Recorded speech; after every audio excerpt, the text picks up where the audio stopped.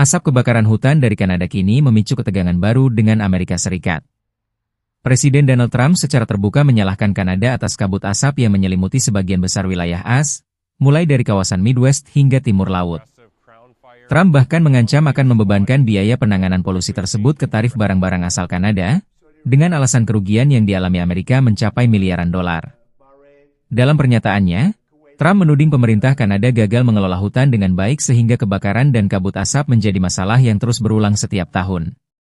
Ia juga menyatakan akan menghubungi Perdana Menteri Mark Carney untuk meminta penjelasan atas situasi tersebut. Pernyataan keras ini berpotensi memperkeruh hubungan kedua negara, sekaligus membuka babak baru dalam sengketa dagang dan lingkungan antara Washington dan Ottawa.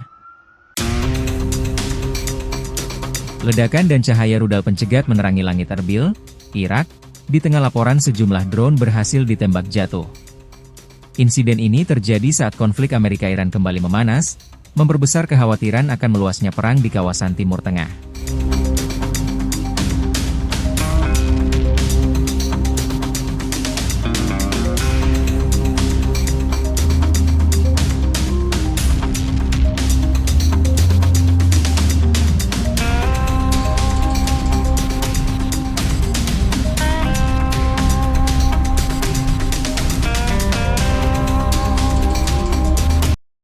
ماجراجویی‌ها و شرارت‌های مکرر آمریکا برای دخالت در مدیریت تنگه هرمز، امنیت منطقه، تجارت بین‌المللی و عبور و مرور کشتی‌های نفتکش و تجاری را به طور جدی به مخاطره انداخته. پیرو هشدارهای قبلی به هیچ عنوان به آمریکا اجازه دخالت در مدیریت تنگه هرمز را نمی‌دهیم و نخواهیم داد. نیروهای مسلح جمهوری اسلامی ایران با هر گونه اختلال و ناامنی برای عبور و مرور کشتی‌های تجاری و نفتکش توسط ارتش متجاوز و راهزن آمریکا خارج از مسیر تعیین شده ایران و بدون مجوز نیروهای مسلح با شدت برخورد می‌نماید و اقدامات قدرتمند سپاه پاسداران انقلاب اسلامی و ارتش جمهوری اسلامی ایران در ایام گذشته شاهدی بر این ادعاست. Selat Hormuz kembali menjadi pusat perhatian dunia, setelah Iran mengklaim menutup jalur pelayaran strategis tersebut, sementara Amerika Serikat membantah keras dan menegaskan lalu lintas kapal komersial tetap berjalan normal. Presiden Donald Trump bahkan memastikan militer Amerika siap menjamin kebebasan navigasi di salah satu jalur distribusi minyak terpenting dunia. Di tengah saling klaim ini, ketegangan militer di Timur Tengah justru semakin meningkat dan memicu kekhawatiran baru terhadap stabilitas pasokan energi global. Situasi memanas setelah Amerika melancarkan serangan terhadap sekitar 140 target militer Iran, yang kemudian dibalas Teheran dengan serangan rudal dan drone ke sejumlah fasilitas militer Amerika serta sekutunya di kawasan Teluk. Iran juga mengklaim berhasil menyerang sejumlah pangkalan dan melumpuhkan kapal di sekitar Selat Hormuz, sembari memperingatkan jalur tersebut akan tetap ditutup hingga campur tangan Amerika berakhir. Di sisi lain, upaya diplomatik masih terus berlangsung melalui mediasi Oman.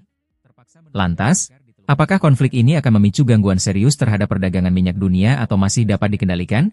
Ya, di Eropa memang sangat panas sekali beberapa hari ini dan ternyata Amerika Serikat juga tidak luput dari gelombang panas. Warga New York mencari tempat berlindung di pusat-pusat pendingin, air mancur dan ruang publik ber-AC setelah kota itu mencatat hari pertamanya dengan suhu mencapai 37,8 derajat Celcius dalam hampir 14 tahun terakhir.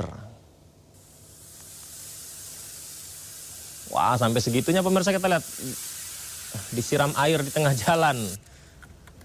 Rekaman video diambil pada hari Kamis menunjukkan orang-orang nampak mengunjungi tempat yang bersuhu sejuk, membeli minuman dan makanan yang segar, seperti yogurt beku dan juga membasahi diri bahkan ya.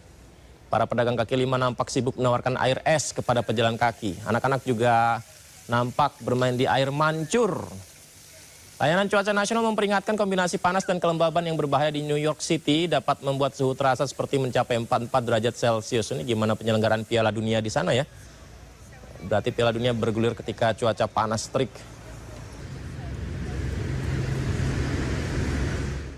Kericuhan tidak terhindarkan saat ratusan warga terlibat aksi saling dorong demi berebut kipas angin dan pendingin ruangan di pusat perbelanjaan di Prancis. Aksi ini dipicu gelombang panas ekstrim yang tengah melanda sebagian besar daratan Eropa. Wah, rebutan mereka pemirsa. Seperti yang kita lihat ini ya. Ada aksi saling dorong terjadi di pusat perbelanjaan di Lidl ini di wilayah Nanteri. Jadi kan pembeli ini ngantri ya sejak subuh katanya. Dan nekat mendobrak masuk, berdesakan hingga bahkan terlibat baku hantam demi untuk mendapatkan perangkat pendingin udara. Ini saking banyaknya yang ingin beli pendingin udara, sepertinya jumlah stok pendingin udara di sana tuh semakin berkurang. Jadi banyak yang berebutan sampai segininya ya. Aparat kepolisian bahkan terpaksa diterjunkan ke lokasi setelah massa merusak pintu masuk toko dan memicu perkelahian. Akibat bentrokan dan adu mulut yang tidak terkendali, dilaporkan hanya sedikit pembeli yang akhirnya berhasil membawa pulang alat pendingin udara tersebut.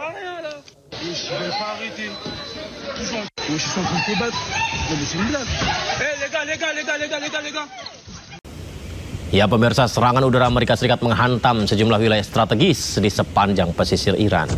Salah satunya Pulau Kis yang diserang semalam suntuk. Pemerintah Iran melaporkan tidak ada korban jiwa dalam serangan di Pulau Kis.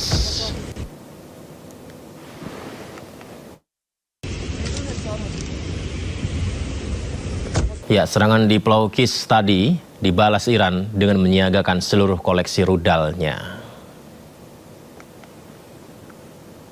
Dikutip dari Tasnim News Agency, media resmi Iran merilis video memperlihatkan kekuatan sistem persenjataan strategis milik Korps Garda Revolusi Iran IRGC.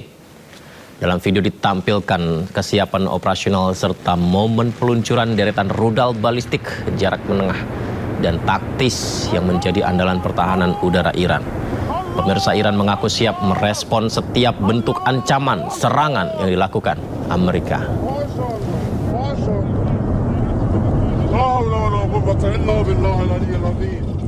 Di tengah memanasnya konflik Amerika dan Iran, Arab Saudi menyerang kelompok Houthi Yaman yang menjadi proksi Iran. Saudi menyerang kompleks Bandara Internasional Sana'a. Kelompok Houthi menuding Arab Saudi sebagai dalang di balik serangan udara itu. Houthi pun mengutuk keras serangan terhadap fasilitas sipil ini. Houthi menyebutkan sebagai pelanggaran fatal terhadap kedaulatan Yaman sekaligus pelanggaran berat atas kesepakatan gencatan senjata tahun 2022.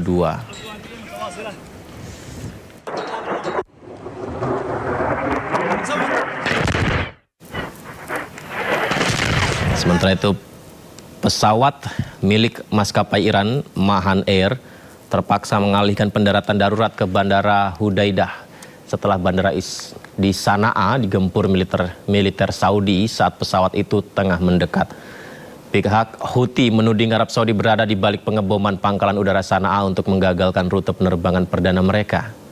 Namun Menteri Pertahanan Yaman menyatakan tindakan ini diambil sebagai langkah defensif untuk menghadapi setiap pesawat asing yang dinilai melanggar ruang udara mereka. Pesawat komersial tersebut diketahui membawa pulang delegasi Houthi dari Teheran usai menghadiri upacara penghormatan terakhir mendiang pemimpin tertinggi Iran Ali Khamenei.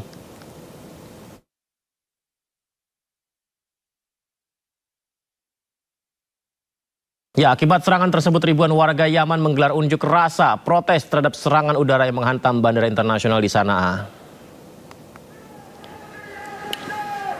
Ribuan warga Yaman turun ke jalan utama kota Sana'a sambil membawa poster berisi kecaman terhadap serangan udara fasilitas penerbangan sipil yang dituduhkan kepada koalisi Arab Saudi.